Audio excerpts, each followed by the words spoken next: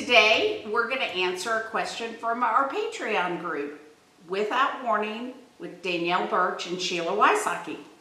This Patreon member asks, what do you find most challenging doing this work? I think the most challenging part of this work is getting the documents, getting the information from the very people that are supposed to help. What I find in my cases is you believe that the police and the DA, all the people are working in rowing a boat the same direction, when in fact they're going two different directions and the family is left in the middle fighting it. It's very difficult to think that these are people you grew up as authority and you trust they're going to do their job, they're taking taxpayer dollars, and you can't get the basic information or transparency from those agencies. And mine kind of goes along with that. What I find challenging is the time that it takes.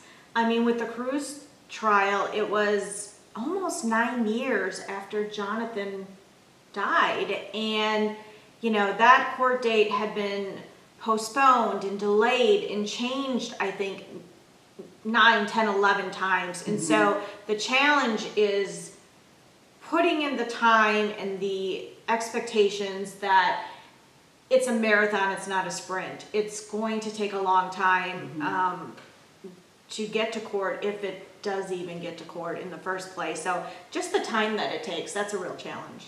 And the fact that even up to the moment we were going to trial, we were still subpoenaing the very agencies that had been subpoenaed before. And they had an attorney after the trial say, oh, we turned this all over to you in a subpoena. And when they were pressed on that, saying what date and time, that they couldn't follow up. No. So, but there's no accountability. No.